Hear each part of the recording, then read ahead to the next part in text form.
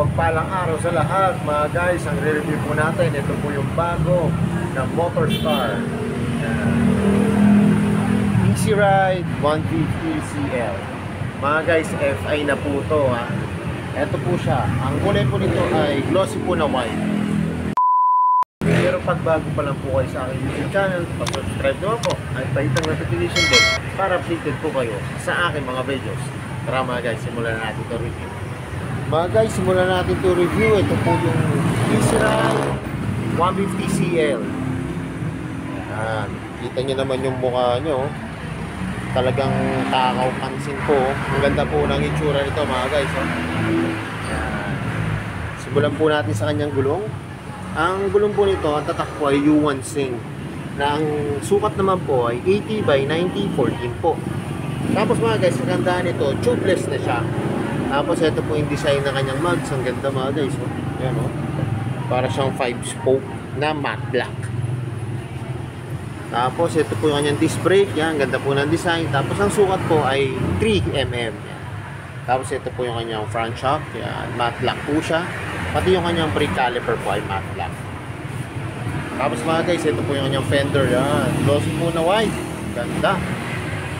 Wow! Tapos ito po yung kinagandaan pa rin ito mga guys. So kita nyo naman yung kanyang headlight. Yan o. Para po siyang eagle eye. Yan, LED na po yan mga guys. Pati po yung kanyang signal light, LED na rin po. Yan. Tapos para meron siya rito carbon design na pairings po.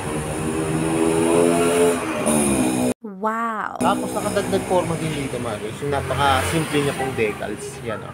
MS na po nakalagay. Tapos ito yung mukha niya po mga guys. Yan. May nakalagay po dito ay FI Euro 4 Motorstar po. Tapos ito po yung kanyang likod na gulong. Ang sukat naman po ng likod na gulong niya ay 90 by 90 14 din po. Tubeless na ito mga guys ha. Yan, tubeless na po siya. Tapos mga guys, ito po yung kanyang crankcase. No! Wala lang po siyang kickstart. Tapos ito po yung kanyang rear shock. Yan, glossy po siya na black. Ito naman po yung kanyang muffler. Yan, ganda po. Tapos ito po yung kanyang heat guard. Yan, na may nakasulat po na Motorstar. Tapos yung tip po nito ay glossy po siya na gray. Tapos mga guys, ito po yung kanyang taillight. Yan. LED na po yung kanyang taillight. Pati po yung kanyang magkabilang signal light. Tapos may reflector po dito. Yan. Para kita tayo sa gabi. At meron po siyang ilaw dito para yung sa plaka po natin. Tapos mga guys, ito po yung kanyang upuan. Yan, ganda po ng upuan nito mga guys. Ang ganda po ng material na ginamit. Maapit to. Tapos meron po dito nakalagay na Motorstar. Yan. Naka-engrave po siya. Tapos yung design po ng upuan niya ay naka-camelback na po. Yan. Para po sa driver at yung sa backride na po. Wow! Tapos mga guys, ang ganda ng nito. Yung drop bar niya. Talagang ready na po siya for top box. Yun o. Ready na siya top. Yung plate na lang po. Saka yung top box na lang po bibili niya mga guys. So, hindi na kayo bibili ng bracket. Tapos ito po yung loob ng kanyang new box. Tingin ko mga guys, kasya po dito pwede po ang half face dito. Pero pag full face po, parang hindi po siya kasya. Tapos mga guys, ang ganda ng new box ito. Spacious din po. Tapos ito po yung material na ginamit sa upuan po. Ayan. Kulay black po siya. Tapos yung kanyang upuan po yon sa garter po. Ayan, sa garter po siya ni-staple na kulay black. Tapos mga guys, ito po yung kanyang gas tank. Ayan. Ganda rin po ng design mga guys, kasi meron siyang pairings po para hindi po magastos yung ating gas tank. Tapos mga guys, ito po yung kanyang manubela. Yung kanyang manubela mga guys, yan, lampot. Tapos may safety feature po to. Yan, may lock po siya para sa ating brake lever. Tapos ito po yung mga function niya. Yan, flashing light. Ito po, high and low. Kusina, signal light. Ito po, may kill switch po siya. Tapos ito po yung kanyang park light. Tapos ito po siya mga guys, meron po siyang electric start. Yun nga lang po, electric start lang po siya. Wala po siyang kickstart mga guys. Tapos ito po yung kanyang throttle. Yan, lutong.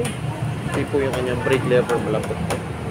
Tapos mga guys, kaganda nito, digital gauge panel na siya. Yan, digital gauge panel na siya. Tapos ito po, kung magpapalit kayo ng ano, yung, isi-select nyo po, saka adjust nyo po. Yun yung gauge panel. Tapos mga guys, ito po, meron siya ditong pocket. Yan, magkabila po. No! Yun nga lang po, mababaw siya. Talagang pwede lang po dito ay coins.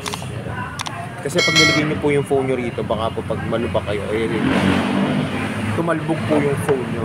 Yan. Tapos kagandaan nito mga guys, meron na siyang USB port. Yan. Meron na siyang USB charging port. Mga guys, hindi na kayo malulobat pag nagra-rides kayo, lalo na po yung mga riders ngayon na nagdadala po ng parcel, saka yung mga food po. Bili na lang po kayo ng ng CP holder. Yan, para nandito po siya. Tapos yung kanyang footboard, yan, ganda rin po ng design mga guys. Tapos yung battery niya, dito na po, sa footboard po. May hook po siya rito, para sa inyong helmet o sa inyong pinamili, yan, pwede nyo po siyang isama dyan. Tapos yung mga guys, ito nga pala, meron siya rito yan, carbon design din na fairing steel. Tapos ito po yung tapakan ng angkasan niya guys. Yan, ganda rin po. Yan, matibay po. Tapos meron po nakalagay dito na ESP. Yan, ESP Enhanced Smart Power. So yun mga guys, ito na yung inaabangan ko. Masasakyan ko na itong CL 150 ng Easy Ride po. Yan. Tara, tignan nyo ako mga guys pag nakasakay na ako sa unit.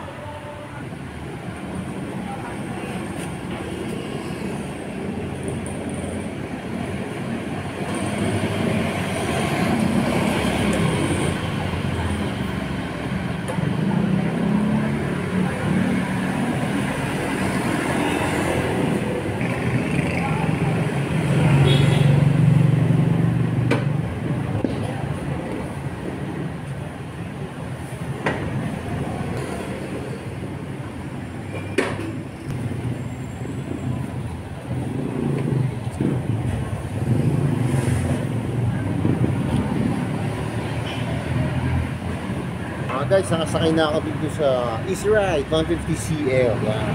Kita nyo naman, oh, napaka-komportable ng paa natin. Malaki rin po yung kanyang footboard. Tapos, kahit po matangkad na rider, yan. Sok na sok po to. Kasi malayo po yung niya. Maganda po yung clearance niya. Yan, pwede po sa matatangkad. Lalo na po yung sa hindi po masyadong kataas na rider, yan. Saktong-sakto rin po to dahil kita nyo naman kanina, yung sinakyan ko, hindi po siya ganun kataasan yan, guys.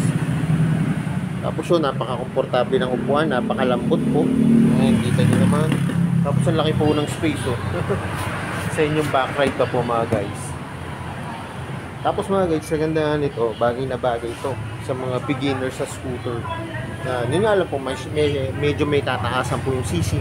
Pero tingin ko, good sa man po ito kasi yun nga po, yung mga function niya sa manubela, yan. User-friendly rin po. At pwede po to sa mga baguhan. Nagagamit niya po to lahat. Tapos Euro 4 na rin po siya. At FI na po. So yung mga guys, alam ko ito nang inaabangan nyo. Magkano ba ngayon itong Easy Ride 150CL ng Motorstar.